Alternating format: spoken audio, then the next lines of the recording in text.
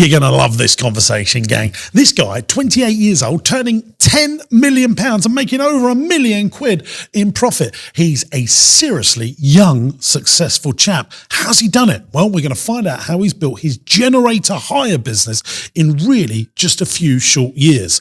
Let's do it.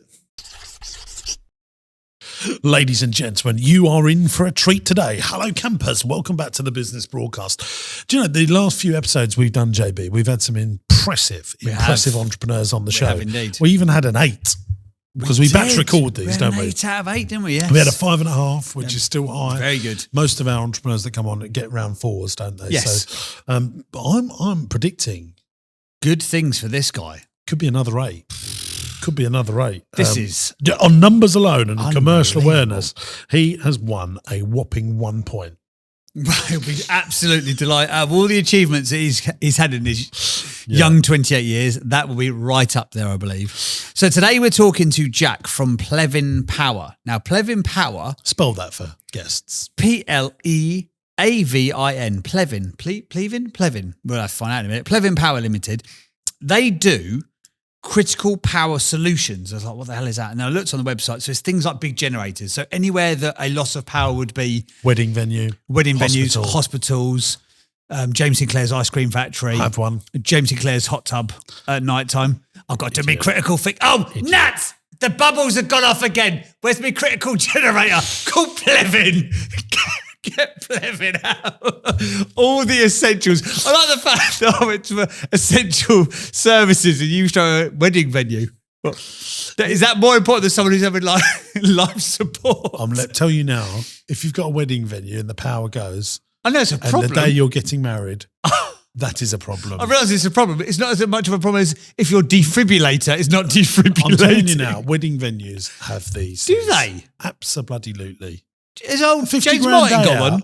50 grand, I'm sure he has. I'm sure he will. Wow. Well, what happens if you have a power cut? Well, everyone's here, we go, can't do the wedding today. Candlelight, and you play the harp acoustically. It's people's biggest day of their life. I'm sure cremations and funeral parlours have them as well. Well, it's not so critical, is it? Oh, we can't burn him. We'll do it tomorrow. Things could get smelly. Not in a day. Let's not go down this route. Let's keep this sensible. Anyway, he's been going for between 3 and 9 years. His estimated monthly revenue is £400,000 to £650,000. He's got a team of 32 people. He's 28 years old. He's been doing this for 5 years. Now, he is the third person in a row who's built an amazingly impressive business who worked for big corporate.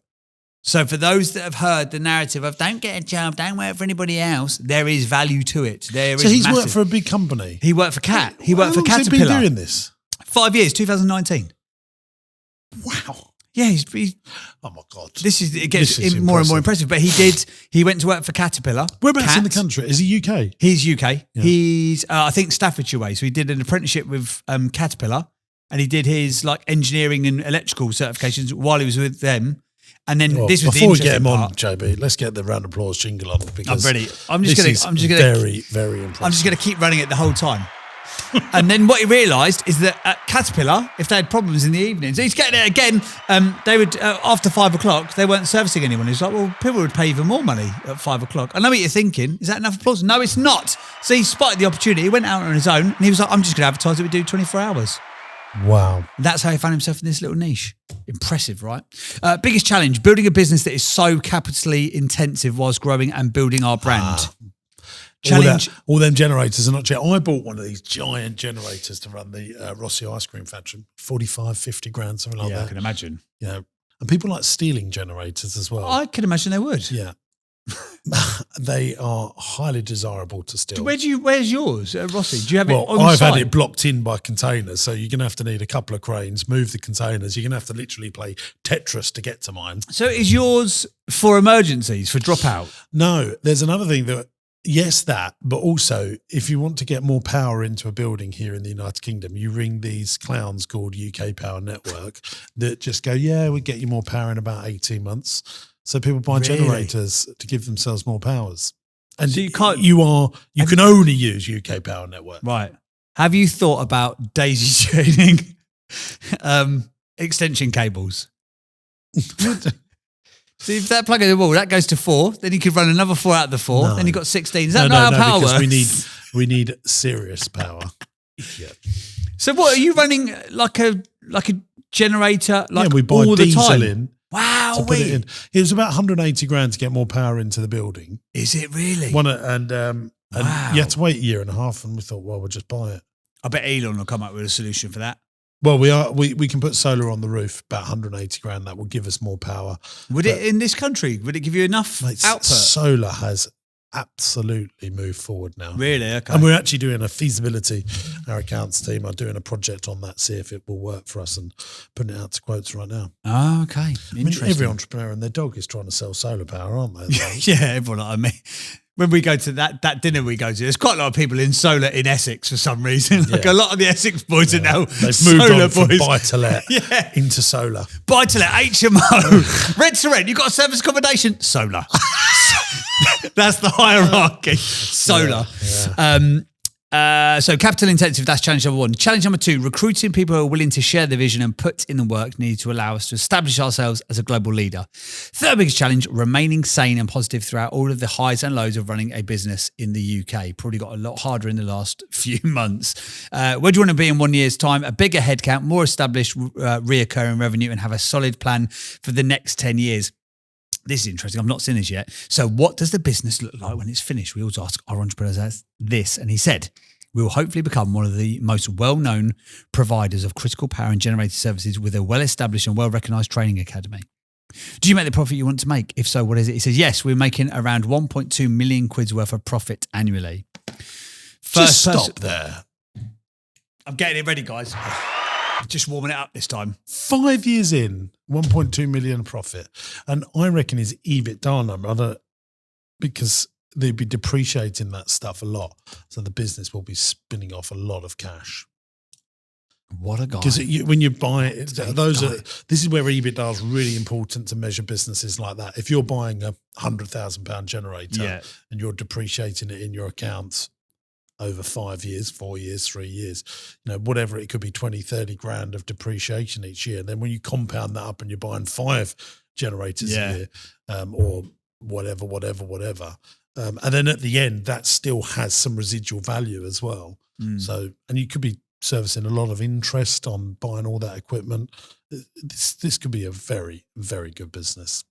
How do you spend your time day to day in the business? He says, running all the departments and ensuring we are continuously growing. And then he's got 5 questions that he would like to ask you as well. But before we get to all that kind of good stuff, I just want to get to the good stuff in this week's episode, to be fair. But let's do a little bit of this. Interesting quote of fact. Interesting quote of fact. Interesting quote of fact. It's time for the interesting quote of fact of the week.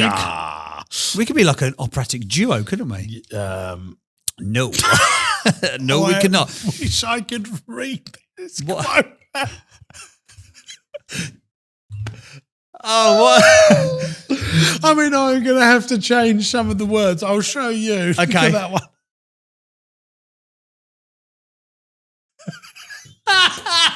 There's no way you can change the words to it, Eve. My fact is Rachel Reeves is a blank. Guess the word. You can't have that one. We're all thinking it, but nobody is saying it. Have you got a fact or a quote this week for interesting fact or quote? I'm going to go with fact, I think. Go on then. So this is from Nutter's Hair. Walmart. Now, they used to own Asda. Sold that now. I think they've still got 10% ownership in it. Averages $1.8 million worth of profit every hour. Wow. That's from Nutter's Hair. I love that one. Well done, Nutter's Hair. Thank you very much. I might give you a quote as well. Go on then, why not? Victoria Burden as well. You're never given a dream without also being given the power to make it true. Oh, I like that. You are never given a dream without also being given the power to make it true. There we go. Very nice. I like it. I'll give you one more. Go on then. I've got so many from people. Is it quite emotive? Here you go. Fact. That's a fact. Oh, okay. We don't need it for that then. Online sales account for what percentage of total retail sales in the UK?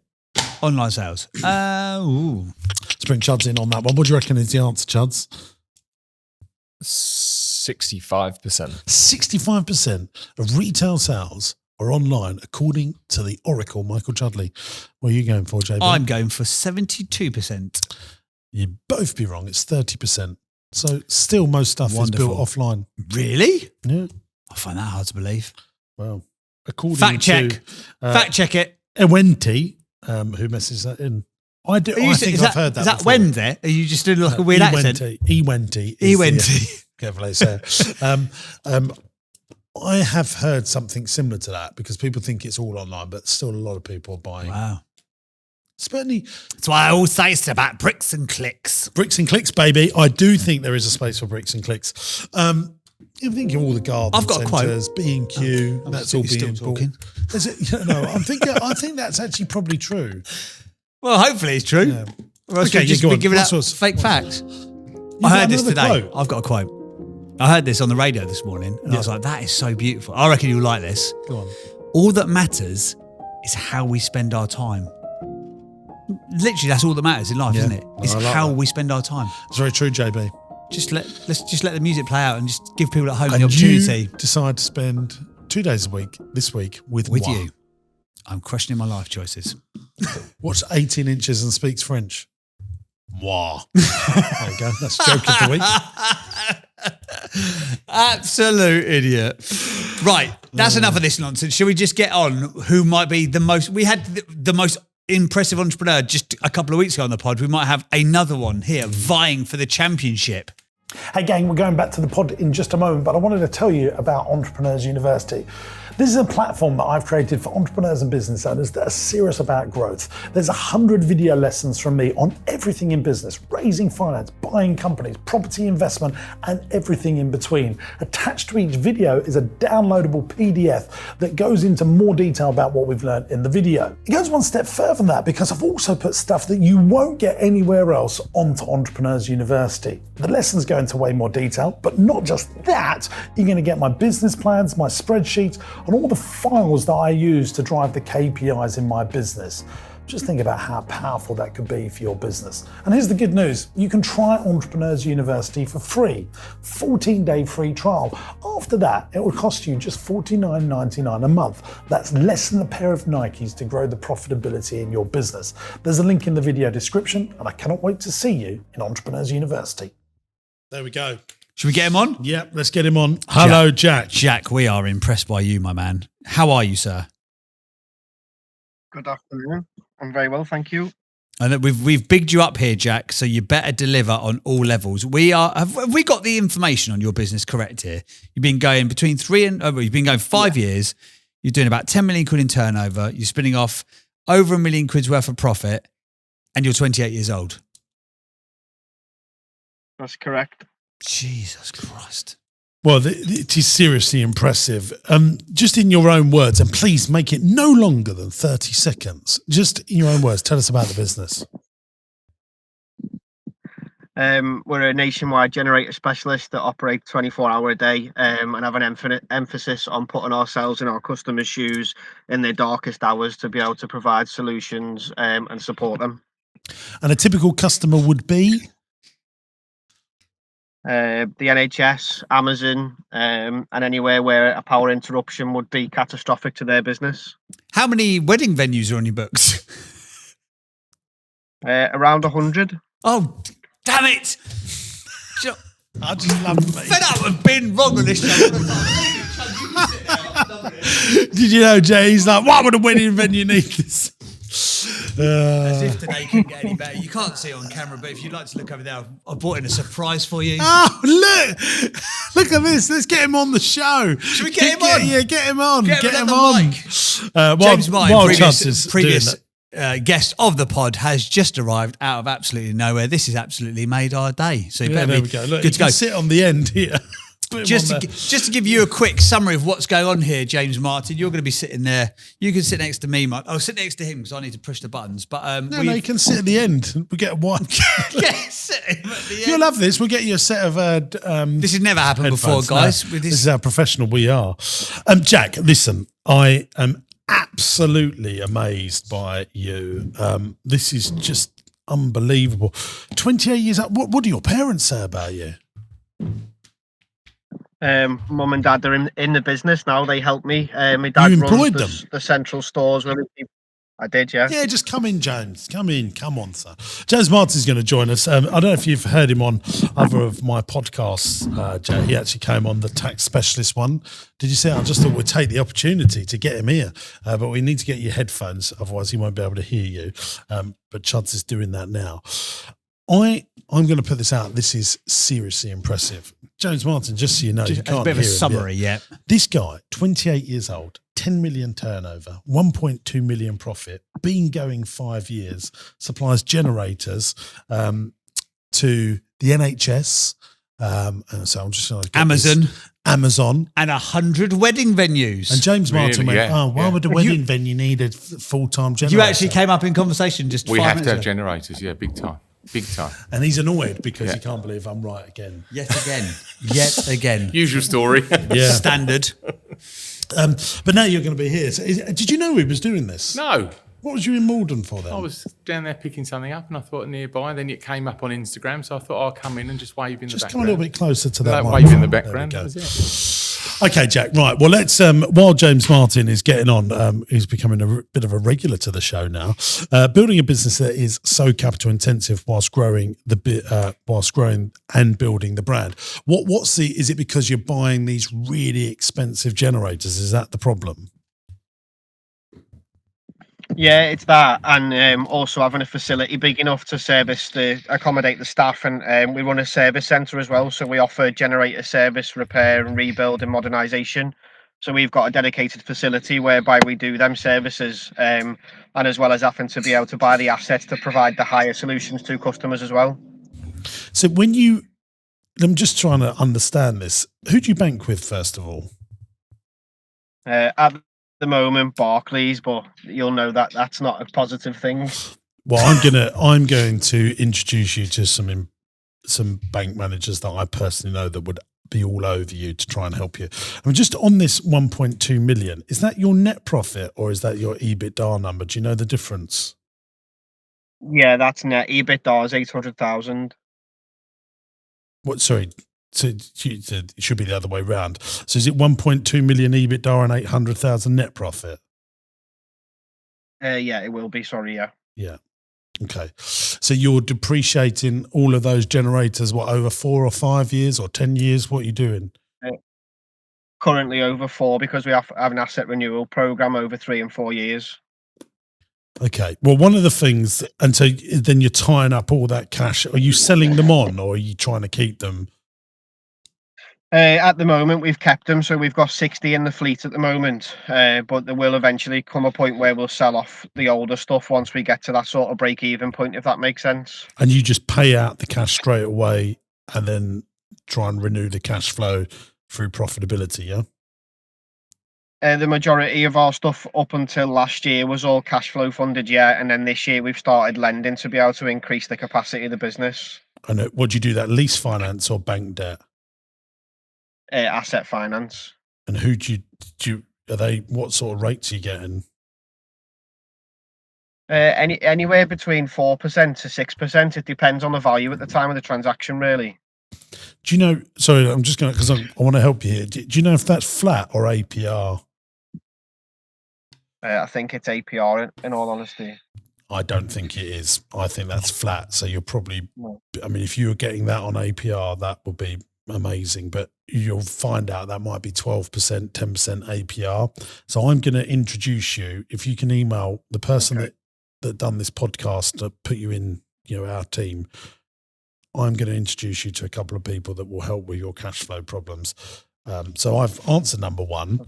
Okay. James Martin, what do you think? You're listening to this, so you must be. Are you struggling with some of the equipment having emissions problems that you've got to renew them because of the emissions? Yeah, it's a very, very sore subject, emissions in our business. Okay. Listen, I have a very good friend that does your business in a big way. Jay Hunt, do you know Jay Hunt? John F. Hunt, I do, very well. And do you know John personally? I don't personally know him. No, I know of his business. And is he competition to you? No, not necessarily. Okay. John F. Hunt do what we call dry hire. Yeah. So they basically provide equipment to consumers, whereas we're a specialist like solution provider. Okay. All right. Well, listen, if I can help in that way, I can put you two together because he buys so much, you might be able to tag on to his buying. Yeah. Because he'll get super rates. They're coming in from Italy, I believe, what he's doing there. So if that does help, but the emission they use the same manufacturer that we okay. do. Yeah. All right. Look at this. Look, Yeah, see, yeah, it's meant to come in. yeah. So we'll tie that up as well. Definitely. Been made redundant, guys, if I don't keep pressing the buttons on time and Martin's taking my seat. He's so sensitive, James, isn't he? Have you noticed? So sensitive. I'm so impressed with this. I mean, just to give the big difference between you. Can we just highlight as well, sorry, before we go on, that yesterday, he didn't even bother mentioning this. I found this out on Instagram. Just one day ago, this impressive young man became the contractor of the year at the Electrical Industry Awards. He's not even mentioned it. He's award-winning, guys. Well done. But I think the difference between I was skipping over that. Now you've got proper mates here. No, you'd have loved that 10 minutes ago. I think it's amazing, but there's so many amazing things about him. I think the difference is, just to explain to listeners, if someone's warehouse went down, you've got the electricians that would go into their board and make it all work very quickly. Have I got that right? Yeah, that's exactly what we do. Yeah, we're emergency response specialists. So no one's just going to you because I want, a generator in 3 weeks' time to hire for a week or whatever. You could be there at midnight to get their power back on. Is that right? Correct. Yeah. And we also do like what we call disaster recovery. So fire and floods are a big part of our business, where we'll go in and put the power back on while remedial stuff's carried out. So do you have Sparkies just sitting around hoping that something's going to come in? We have shift teams, so we rotate between obviously night and day availability. But yeah, we've always got electricians on call and specialist engineers for network control. Wow. And nationwide, or just where you are in Staffordshire?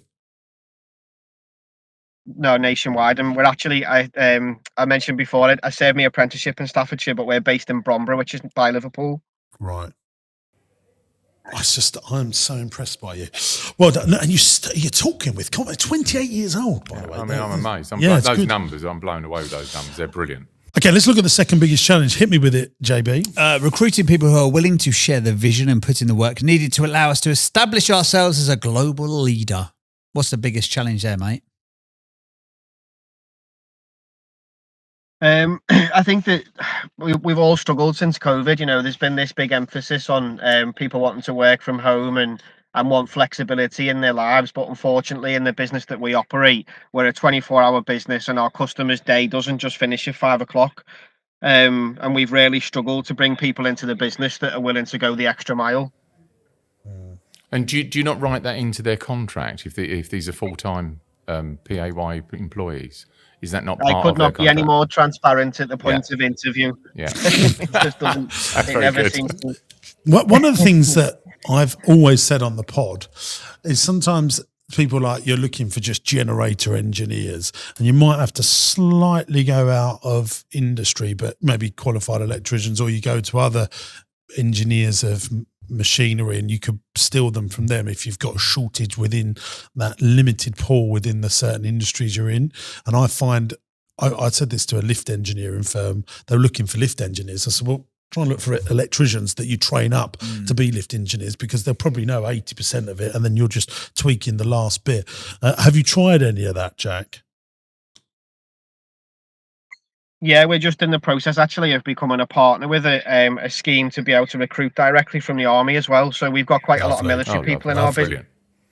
Yeah, just at present. See, are you just on here to show off just how fantastic you are? That's a really good place for us to be. No, well done. Okay, look, third biggest challenge, remaining sane and positive throughout all the highs and lows of running a business in the UK. Tell us about some of your lows, because I think we've heard lots of the highs.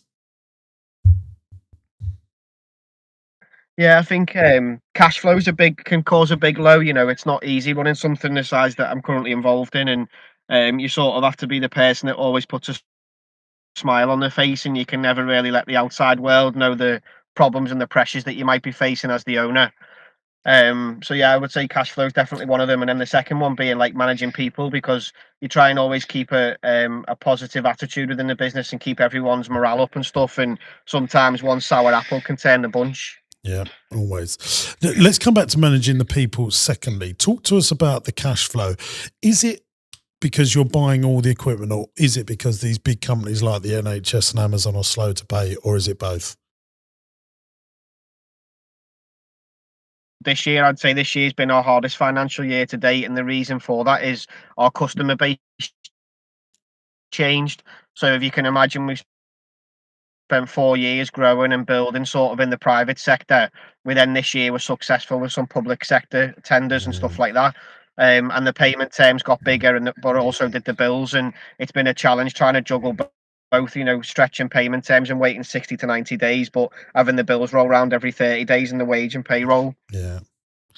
But everyone goes through this, Jack, and with this sort of fast growth. But I will introduce you that banks absolutely get this. If you can say, I've got an NHS contract, I've got a contract with Amazon, and don't forget, I mean, James Martin always talks about this from his tree surgery business. You always don't forget the little customers as well, because they do give you regular cash flow.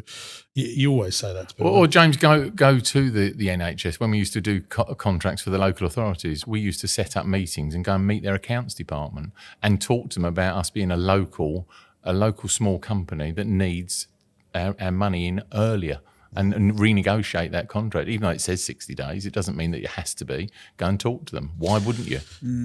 I think you should do that. I think, in my opinion, Amazon, it might be different with Amazon, might be telling you where to go. And if you're tendering, that's probably what you did. If you tendered against 5 other generator companies to get the NHS contract, You might be set. yeah, it might be set. But I mean, definitely try all that stuff. But like a HSBC, and who I bank with mainly, would totally get this stuff, and at very favourable rates. If it's those sort of ilk of customer, and it's not expensive. They will do even just a proper overdraft facility where you've got £1 million overdraft at this level, and then £1 million asset finance line. So as you pay it down, you can draw it back up, and so you'd have like 2 overdrafts, one just for buying capital expenditure stuff and one to do the cash flow stuff, which might be cheaper than factoring. But sometimes banks do factoring at such good rates now, it can be cheaper than borrowing money for a property. But I'll introduce you to the people. I'm really annoyed that Barclays have not like jumped all over you and gone, hang on a sec, we should be helping this person to no end. But they're not very good at asset finance, and I used to bank with them, whereas NatWest are very good at asset finance, but HSBC are very good at helping you on other forms of finance, and you might need both. So I'm just so proud of you. I'm going to give you some of my time to help put that in place. I'm just looking here now. I mean, the third biggest challenge, so I think we covered that. The highs and lows, James, what he's going through there. I mean, listen, it's part of the course, I'm afraid. And it is something, JB, you've been through it. We've all been through it. Every day. You're just going to get bloody tougher at Yeah. being good at doing that. That's what you've got to do, is just grit up. And it is lonely and it is tough. But that's the gig. Unfortunately, that's the gig. And imagine how good it makes you if he's at this at 28. Imagine him at 38. Going through 10 years, and the toughness. Like, if you're going to be highly effective, you do need a bit of toughness, I think, and you need to go through some wars. Yeah, absolutely. And the bank want to see that you've worked it all out on your own. They go, oh yeah, that we know. Yeah. The bank are investing in people. They really are. They really want to meet that individual and see that grit and determination, and they're taking that as one of their big cues to whether they're going to lend to that person. Yeah, absolutely. At this sort of size, then, would you both say that it's time for him to now go and have a shop around and go, look, I'm not getting the support that I need, or I can maybe get something from elsewhere? What's annoying here is Barclays are certainly big enough and have the people in that organisation that could absolutely help him. Yeah. But for some reason, he's obviously got some numbnuts of a manager, and I don't care. I will say it, because they should have come knocking on his door and said, "Do you need an asset finance line? Do you need some help with this?" Have you spoke to them actually, Jack? Believe it or not, I've tried relentlessly. We eventually got a account manager in the summer of this year, and the relationship lasted all of 2 weeks before he fell off the face. Disgusting. That is commonplace. I've heard that so many times. It's poor. Listen, you're in a position now where you can go shopping. And I always say, look at them banks as a shop. They're there to facilitate you. That's what they're there for. And you need to get your monthly accounts, show them what you can do and shop around. Absolutely. But I'm going to introduce you to some people that straight away will. Oh, yeah, I know more, unfortunately, because I've gone through this. But how annoying actually is that? He's proactively tried. Not only has someone not looked at the books and gone, well, do you know what? Look how much he's spending on interest here. We can go and support him. Not only have they not been proactive, they've not even been good at being reactive. Yeah. Hello, can you actually support me here? Yeah, you've got an account manager, and after 2 weeks, he's disappeared. Like Barclays, do they ask you for your management accounts? I suppose they don't because you're not borrowing from them, are you? No, we don't have any form of communication with it's just them. That's not what good. I mean. They are going to lose someone pretty serious here. Yeah. HSBC and possibly my bank manager, where I bank, will scoop you up because I'll make $100,000 a month here. And just having an asset finance line and maybe a flexible overdraft that can go up to 750 and then go back down to $250,000, then up to 750 on your quarter dates. Like that's the sort of thing Barclays go, oh yeah, I can see the problem here. That's when it all is tough, but it's the NHS, it's Amazon. Yeah. We get that, and you producing monthly profit and loss so you understand your numbers. Are you doing that? Yeah. So the back end of last year, I took the decision to bring a fractional CFO into the business. Right. So we've got I hope he more. listens to this. Why has that fractional CFO not gone and found you a right banking partner? The God's honest truth is we were in such a bad state because you can imagine the business has grown year on year, and I'm not a finance guy, I'm an engineer at heart. So he had a job on his hands to basically bring all our accounting systems into line and to get us into a really, really good, stable place. And we've only just really starting to come out the other side of that task. So we're just about to start next year looking at the business. If there's one thing you get off this podcast, you're obviously very entrepreneurial, but remember my stuff, E plus M equals S, entrepreneurship plus management equals success. If you're making this level of profits and it's not a load of rubbish, just employ an accounts person full time and have them with you. You're 28. Look what you've done. If you had that now, they're going to teach you more stuff. That excuse that I'm just an engineer. No, it's not enough, is it? You need to know your numbers. Got to know your numbers, and groom yourself to start knowing them intimately. But absolutely. not you do them. Have someone with you, but you've got to know them numbers. Yeah. Wow. And it won't cost you a lot. You can get a fully qualified accountant for $40,000 a year. I don't think you need a all singing, all dance. You use that fractional CFO to do the very high level stuff, but you do need to have someone by your side that does really good bookkeeping and can produce your management accounts, and they can chase money as well. Because I think James is probably right. You probably could chase this money in a bit quicker, and it's such a distraction on you. If you've done all this good stuff and you're worried about cash flow, it's going to stop you from doing all the good stuff. Let's just quickly touch on managing the people now. What's the issue you have there? I don't necessarily have an issue managing people. I think it's just been challenging because a lot of the new people that have come into the business over the last couple of years have come into a growing business. And as you can imagine, things change quite quickly. And we're quite fortunate that we're in a company that if a decision needs to be made at a high level, it can be made very quickly. And it's not everybody likes, what we found is not everybody likes fast changing and dynamic environments. A lot of people, I say some people have wanted to come into somewhere where there's stability and their job's the job, if that makes sense. So who's the manager of the business? I've got an engineering director called Chris and an operations director called Victoria. And they're not family, they're proper good people, yeah? Proper good people, yeah.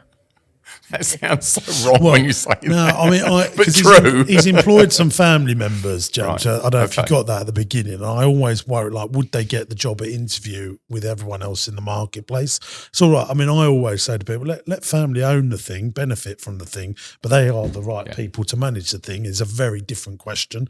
And people just feel like because they're family, they should be the smartest people in the organisation. And I always say, I think that's a folly.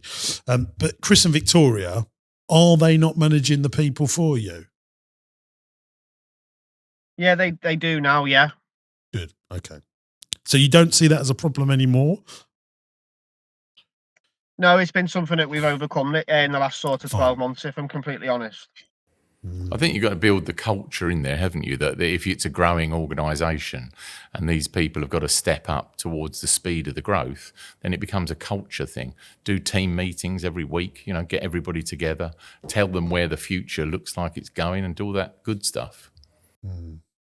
Well, that's very good. I think we'll do 5 questions now, JB. Do you want to lead them? Yeah, absolutely. So there's 5 questions that you had submitted. Question number 1, what do you think of the recent economy and the upcoming challenges for businesses? We've got 2 leading lights of what's your entrepreneurship. JB, you've had some changes as well. Are you worried about it? I think for me, and I'm playing the game at a different level to everyone else in this conversation, I think you have to be your own economy to a certain extent. But when you get to the point where you've got, you've got 1,500 mouths to feed now each month, like it becomes 1,200, but yeah. 1,200, still enough though, isn't it? It becomes a very different thing. I think you can control what you can control, and then you just have to, you're in the sector or the space that you're in, you have to make the best of what is there, ultimately. I think for startups and those who, I was listening to a podcast on the way over today about Dubai. Oh my good God. The more I listen about Dubai, the more I'm thinking, I should just go to Dubai and start up a podcast studio. If I was single, if I did not have a wife and kids, actually, if I didn't have kids, I'd be in Dubai. I would 100% be going to Dubai, but that's not the situation. So I think you've got to do the best with what you've got. But I think breaks obviously my heart for the UK economy that, me and him know loads of people that are doing that. And what's your thoughts, Joe? Are you worried about it? What's just happened with what the budget has just done? Yeah. I mean, I agree with you, JB. You've got to be in your bubble and your zone. But we're an older setup. We've squirreled money away, and we've got backstops with stuff. But I said to you, what was it, £33,000 for my small organisation for the wedding? That's what the up cost is, and we've had to just innovate, doing different products, and make it happen. But worry, no. There is no place for worry. Worry is just something that hasn't happened. So you've just got on, and action is what you've got to take. So what do you do if you don't worry? So take action. Action is the knee jerk to worry. Just take action, and that's it. You can't worry. And I've learned how to stop worrying, so I don't worry anymore. Did you used to worry? Oh God, yeah. When did you I'm stop? only 32. he's had a lot of worry, isn't he? He's had a lot. No. When did you stop worrying? 10 years, 12 years ago. I said it took a while. Yeah, absolutely. You've got to groom yourself to do it. Do you worry? So JB? was there less so in the last few months, to be honest? My new thing is the whiteboard. I clean the whiteboard just before I go to bed. So I look at the whiteboard with all the day's junk on it in my mind's eye, and then I clean it with a rubber all the way through, clean it all off till it's white, and then go to sleep. Oh, that's a good little hack, isn't it? Yeah. But that, yeah. What do you think? I do think I do think it's more of a concern. I've always believed in you are your own economy. But I think if you've got a lot of people, you've got debt around you, you're growing fast, you can't do anything about it, but I think you should be aware of it. Yeah. So be aware, but don't worry. That's you are doing something about it. Yeah. I think action is as long as you're like going, well, I've just got to put up with it. Like, are you going to grow your way out of it? Are you going to look for savings, be more efficient? Yeah, I think action is because what I would say to anyone that is worried, Jack, about the economy is everyone is in the same boat. Yeah. All 70 million of us are in that same boat. And so you all rise and fall together, don't you? But there will be more opportunities. More millionaires and billionaires are created in economic downturns and hardship than upturns, because that's the good news. Most people are doing what you're doing, Jack. You're planting the seed. Are you worried? I'm worried. I'm going to do less. You're probably not, because look what you've already done. But you are thinking about it, be aware of it. But actually lots of people will be thinking about being aware of it and take no action and just start contracting. I think it's a form of state. You need to get in that state. And if you get in that state that is in a worrying state and gloom, you'll go down there. Yeah. You've got to get your mindset right. And that takes, what we talked about earlier with you, Jack, is take grit. And you just got to get used to having it and wearing it and getting comfortable with it. I love this next question. I've just seen it. JB, read it out. Question 2. What's the worst advice you have ever been given? You go first, JB. What's your worst? I think the worst advice is build it and they will come. Generally in businesses. It just does not, with the exception again of this Dubai thing, where they've literally built it and people have flocked to it. Yeah. There is such a mentality Well, of, no, there is something to that. Build it, market it, tell everyone you've done it, then they might come. But the whole like build it and they will come thing. Yeah, build it, market it, then they will come. I speak to loads of like businesses who are, whether they're doing a podcast, they're starting to do the content thing. Oh, it's not working. I'm not getting any attention. When was the last time you put a post out? Oh, we do one every 4 days. I'm like, well, that's your problem then, isn't it? Like 4x your content and do it every day. Then tell me if there's a problem. So yeah, build it and they will come is the worst advice, I think. Yeah. Worst advice is try again. Try again. No. Try something different and then try something different again. I bet you heard that as a guy of a certain age with dyslexia. I bet you must have heard that so much through your childhood. Just try again. And that's not the case. What you actually need to do is try different stuff and work out what does work, what doesn't work, and then go down the route that does work. But that's probably the earliest worst advice. You're right, JB. Yeah. Well, mine is, if you want a job done well, do it yourself. I just think that's proper rubbish. That is so bad.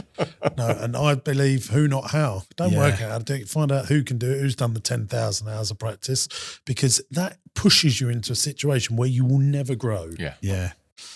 Okay, what's the next one? Question number 3. What are your thoughts on private equity investment? We know not a lot. Jim, both cut from the same cloth for that one then. Well, we are cut from the same cloth, but I think if you'd ask Mark Zuckerberg, has private equity and venture capital worked for his life, he would say, yeah, I think it absolutely did. So for a business like this where it's very capitally intensive and you're probably looking at... He's proven concept. He's making like Zuckerberg was building Facebook, needed more servers, wasn't bringing any income. Yeah. He had an idea and it was obviously going to change the world, and tech can sometimes be changed. Like NVIDIA, I'm sure, what's his name, who's now got the most valuable company in the world. Yeah. Jensen. I can't remember what's his name. is. Is it Jensen something or other? Jensen Button. That's not Jensen something, but he's Jensen, we know. Yes, he's the CEO of the world's most valuable company, and venture capital and private equity have definitely played a part in their success. But once you're making £1 million, what you've got, Jack, is you're looking at that as an option to fund you, but actually you just need a good banking partner. You are 100% bankable and you can keep 100% of your company. And I think it's a lot of it's to do with, in those early stages, you need facilitation, and the bank is a facilitator. I had partners in the early days, waste of time. All they did was brought money and then moan that money this and moan isn't fast enough and this isn't good enough, and they didn't actually add any value. And I think you just need, listen, as a strong entrepreneur, you've got a vision, you want to just go and get it, and get it your way without that interference or that sludge.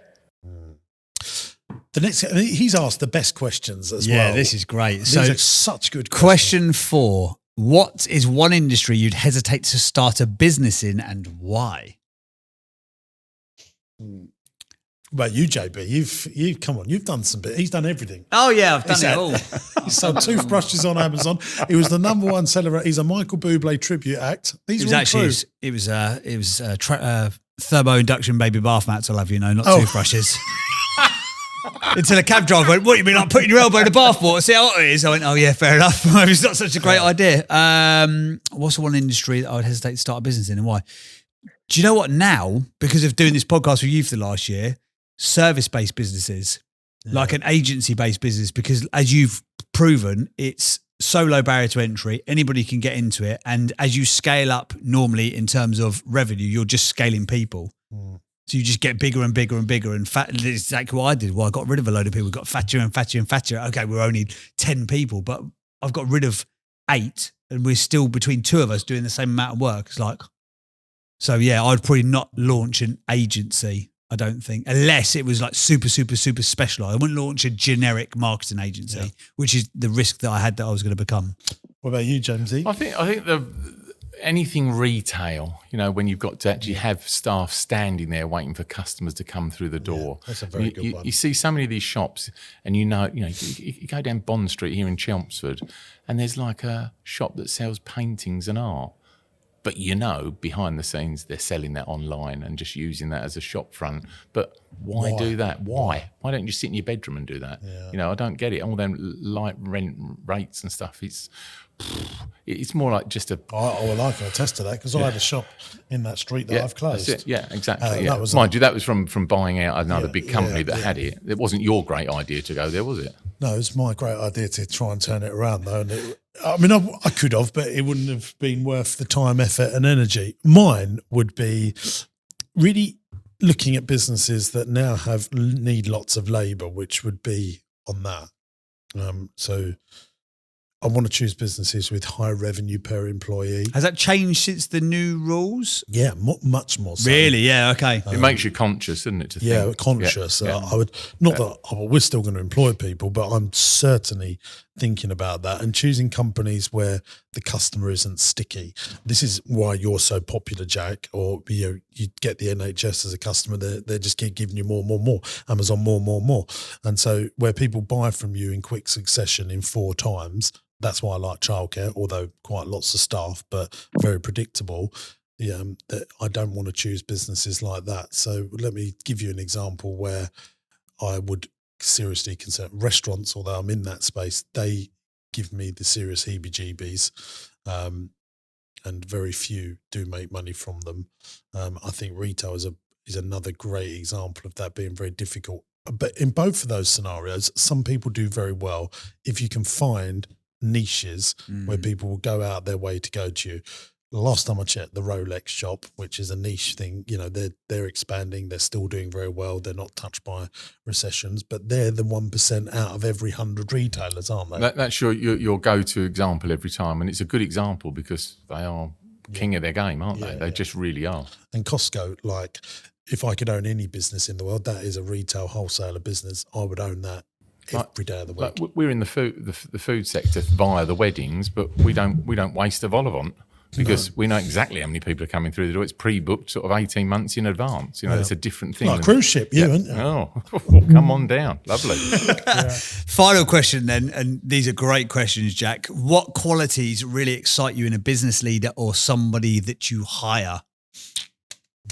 What say you, James Martin? What's all got to do to get in their foot in the proverbial Banner House door? We're doing an interview. We want to see how they are with our other team. So we allow them to come in for a day when we usually do an interview. So if someone's going to join, say, the wedding business, we let them come in for a day and work with us for a day. And we want to see their experience. I never look at A-levels and study all that stuff that's from school. And we want to see what their qualities are under their attitude. I think their attitude is probably key to everything. Yeah. And over the years, I'm like a radar, and I can spot that at 500 yards now. I'm just good at it. I'm just good at doing that because I've kissed so many frogs. I've learned how to be good at it because it burns so much energy and time to have to change a member of staff. It's hard work. You want to get it right. Yeah, absolutely. Well, I agree, attitude over skill set, but also the quality of management. Like if you're an entrepreneur and leader of a business, you really want talented management and look for that, people that can finish stuff. You're the ideas person. You don't need more visionary people. You need people to manage the vision through and can finish and get stuff done and not be pie in the sky. And certainly the reason I'm saying that, Jack, is because that is my thoughts and guesses on what you need. They were great questions. They were. Arguably some of my favourite questions we've ever had on the pod. Is there anything else you wanted to ask, Jack? Because you've got now 2 leading lights of entrepreneurship. One who's flogging loads of ice cream and the other one who could cut down trees like nobody's business and one who's pressing some buttons. Is there anything else you wanted to ask? No, you've answered everything that I was looking to get clarification on, and I just want to say thank you. I really appreciate the opportunity. How did you find out about the pod, Jack? I've followed you on YouTube for the last 2 years. Oh, cool. Thanks, mate. You like the content? Yeah, and do you know what? It started it was Danny Asheville. Asheville Aggregate. So I was following him, and you were a suggested video 2 years ago. and Wow. I followed ever since. Is it the guy who's got all the big diggers out in Essex? Yeah, yeah. Oh, yeah. That guy's content's cool. Yeah, cool. Right, it's time for higher or lower. Let's do the Hang jingle. on, we've got to say goodbye to Jack first. yeah, then we're going. sorry. Jack. And we've got to rate him. You've not done many of these, have you, James? No, not today. Jack, if people are in an emergency for their electricity, where should they go to find out about you and your seriously impressive, now award-winning business? They can hit me up on my personal LinkedIn profile, Jack Plevin, or find us on Instagram, YouTube, or on Google at plevenpower.co.uk. Amazing stuff. Thank you so much for coming on the show today, Jack. You are, I don't want to say like you're an impressive young man. You're just impressive, regardless of your Just age. need a few more connections, a bit more networking to the right people, and he will go. Yeah. Can't wait Awesome. to rate you, mate. You're going to have to find out what you become when Thank this you comes very out. Nice There we one. go. Thanks for being on the show, Jack. Take care. All the best, mate. Wow. That. No problem. Thank That you. was seriously impressive. Now If anyone's it's... listening from Barclays, but Joe, on my big event, Can't say that. no, I don't care. Go on, No, say it. On my big event, Business yeah, Masterclass, yeah. you know, we do the funding panel. Yes. Barclays, by far, are the ones that were slagged off the most. Yeah, they were. Yeah, that's right. Yeah. What? This is your dream client, isn't it? Yeah. It's just, it's not good enough. Like that, I feel government should force the banks to be better. But James, it's at levels, isn't it? With these relationship managers, you know, it's just at levels, and they come, they go. But at 10 million turnover, surely that is the level where You'd think so, wouldn't you? You'd think that'd be it. Okay, let's. We're now going to do 8 traits of the greats. If you're new to the pod, we grade our You've our never guests. got to play this before, James Martin? And we've now got James Martin, there's be 3 of us grading. Okay, here we go. Starting with the end in mind. Does he get that? I think Let's he ask does. James Martin. That's all. I didn't really hear him at the beginning, but did he? Did he say that he wanted to grow it and be mega? I get the opinion from the Oh, notes. yeah. Yeah. Okay. Yeah, we give him that. Passionate about their He's hard calls. to please, isn't he? Oh, yeah, I reckon he loves a bit of No, emergency the only electric. reason I say that, Oh, here JB, we is go. because hang on, he just gives out stuff like confetti or have a half a point. You know, what's that all about? Half a point. Is he having a point for that or not? Passionate about their cause? I reckon, yeah, he went and did an apprenticeship with Cat. He learnt his trade, he's plied his trade. Yeah, go on then. Thanks. There we go. Christ almighty, he's hard to please, isn't he? Untold amounts of resilience. Do we know that though? Well, I think he's worked out for getting through cash flow problems, and I think he's found a way. One of his doing it. questions was he was struggling with it. But he's still got through it. Yeah, okay, give it to him then.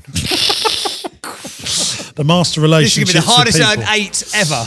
The master relationships people. He hasn't gone out of his way. He would have sorted the bank out by now if he really was that Yeah. person. No, so that's a no. Not even a half. No, definitely not. Oh, right, okay. Commercial awareness. This make me feel anxious. There is not enough commercial awareness. No. He should Because if be he had learning. hired that guy that had come in to do the finance, he would have done Bloody that for him. part-time Yeah. FD on a 10 million turnover business. Jesus. Let's get in. Yeah, I'm arguing. He obviously knows some commercial awareness, but not enough. They innovate so they don't evaporate. He did that because he definitely did that. He was working for someone that was doing this cat, Right. and he came up with the idea saying, well, let's do this 24 hours. After Okay. 5 o'clock, their phones Yeah. just stop ringing. Okay, they're master marketeers. We don't know that, do we? No. Half. What is he like? Stay teachable and can't- curious. Is he just tired this time of day? Is that what's happened? Stay teachable and curious. We will give him that. So he gives 1, 2, 3, 4, 5. 6.5. It's quite tough maths. 1, 2, 3, 4, 5. No. Yep. Yeah, 6.5. 6.5. Sure? Yeah, 6.5. He's not having a laugh. It's 6.5. That's right. How does he do that? How does JB do Everyone has a skill, don't they? And mine is crap rhymes. Right, it's now time for a little bit of this. Here we go, yeah, Hang on a enjoy minute. this as well. Is someone at the door? It's Jim versus JB on the quiz that's businessy. And James Martin. Business knowledge. And it's fun. Oh, so look at that. That's Which brilliant. one's dumb? Izzy, Wizzy. Let's get quizzy. First ever three-way I think I'll business read it. quiz. First ever three-way business quiz. JB, sorry, Chuds is just saying, get JB and get James Martin to read it. But you'd Clever. rather I'd read it. Well, with my dyslexia, it'd come out better, wouldn't it? Do you want to read it, JB? This is Okay, so here we go. This is the point of the show where we have a business-related quiz. We ask the quiz questions, and me, and normally Chuds and Jimbo And now James Martin go up against it in terms of who can get the closest score. So the question is, this is a sad one. How many businesses declared bankruptcy in 2023? We've got the answer here. And apparently this is been created by James Sinclair's Bleeding Mind Blows, the 5th edition by Stevie Southall and Ben Sharabidoos. Timu's answer to the QI elves. Who wrote that? I reckon that's Ben. Team, yeah. I definitely reckon that's Timu's Ben. answer to the QI elves. Brilliant. Well, How many companies? businesses can't go bankrupt, but I'm not. They would either go into administration or liquidation, which is, I think, what they mean. It's only a person that can go bankrupt. He has to ruin it, doesn't he? Well, I just think people Technical, will be saying that in the comments, so I will just go out there and say that.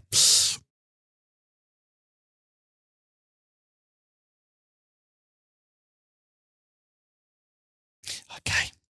I've gone in. What have you gone with, JB? I think we should let our guests answer Yeah, go on first. then. What's How many businesses were declared bankrupt? 3,400. 3,400. What say you, James Sinclair? 13,000. 13,000. Michael Chudley, YouTube legend, shout out and answer. 20,000. James Burt is about to look really silly here, but no one's seen his answer, so he's going to get rid of one of the numbers and he's going to Go with your original answer. What was the original answer? He's going to go 23,000 and Did you say 230,000? yes, I did. That's all right. You could be the winner. 237,000. I don't think you are. But, it's not bankruptcy. It's either liquidation or administration. Okay, here we go. Here we go. What is the answer? The answer is 25,158 in the UK. I win now because I got rid of the 700. Chud's got that. Chud's got that. This is the sad Chud's wins news. again. That's the a lot, highest isn't it? number since 1993 and 14% higher than in 2022. Wow. That's yours. That's Thank yours. you very much. $250,000. What did you say? Hey, how many times have you been on this podcast? I think I was right down there, wouldn't I? well- you said 3,040. No, still Yeah. closer than me. But by I told you there's only 200,000. 7,500 companies in the UK that I employ don't more than listen to your claptrap most of the 7,500 time. 250 people. Only 400 people control 100% of the wealth, and the wealth of the EBITDA and the do-do-do.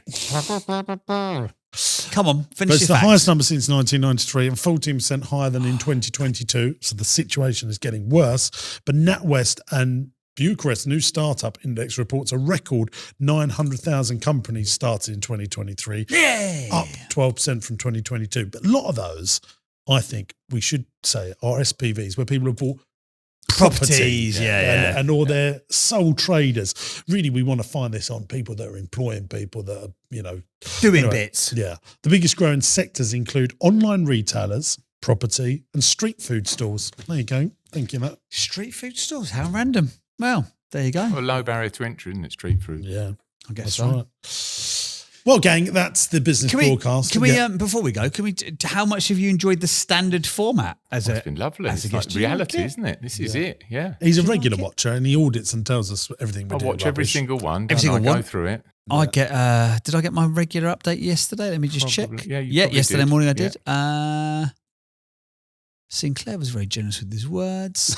You're obviously running. What have I said? What did I say? Actual James Martin feedback. This is fantastic. You were obviously running on fumes by the end. You got there, but just. But guys, you've been. It was a big day. It was wasn't 9 o'clock at night. He didn't do anything. I done all the work.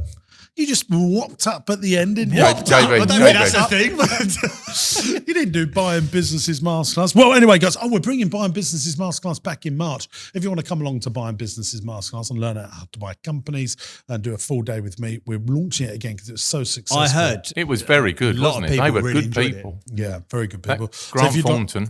Yeah, if you'd like to find out how you can come along to that, jamessinclair.net, buy your tickets and we'll see you to help you buy companies as frugally as possible. As he's on and as he's here, I think we should give him some promo in front of 100,000 people. If people want a fantastic wedding, Baddow Park House. Come on down. Lovely. Yeah, but follow James. Go and follow him because he's doing follow him, daily Dyslexic content James. on Dyslexic James, the hardest word for anyone to dyslexic. spell, even dyslexic people, normal people. But Dyslexic James, follow him on Instagram. He does loads of little entrepreneurial bits and bobs. His walks for the trees. Walks with the trees. The tail from the trail. That's it. Is my new favourite thing to watch on a daily basis. Go and give him a little follow. And a very nice surprise to have him just come in and... Wasn't it just? Who might drop in next time, YouTube? If you'd like to drop in and you're in Essex, let us I wouldn't know. have said that. No. Can you imagine that? Well, they're just going to turn up here hoping that we're John making Holiday a will podcast. turn up over the road. Awesome stuff. And if you have enjoyed today's episode, 5 stars if you are listening, please, or give us some genuine feedback. We do take all feedback on board. Most of it we ignore, but we do like to read it. And if you're watching on YouTube, please feel free to subscribe to the channel. Loads of people are joining us. Anything else you'd like to say, James Sinclair, leading light of British entrepreneurship? No. Thanks for listening, gang. Ta-da! Au revoir. Thanks for watching today, gang. I hope you enjoyed the show. Now, look, we're looking for some great businesses to come on the podcast. If you've got challenges, but you're desperate to grow your business and you can't necessarily work out how to do it on your own, you'll be a perfect candidate to come here on the podcast. It's absolutely free to come on the show. Go to my website, jamessinclair.net, and there's a podcast button. Click on the podcast button, fill in the application form, and we'll do our very best to get you on the show and try and grow your business. If you're loving the podcast, make sure you subscribe to the channel by clicking here. And why not give this one a watch? I think you'll like it.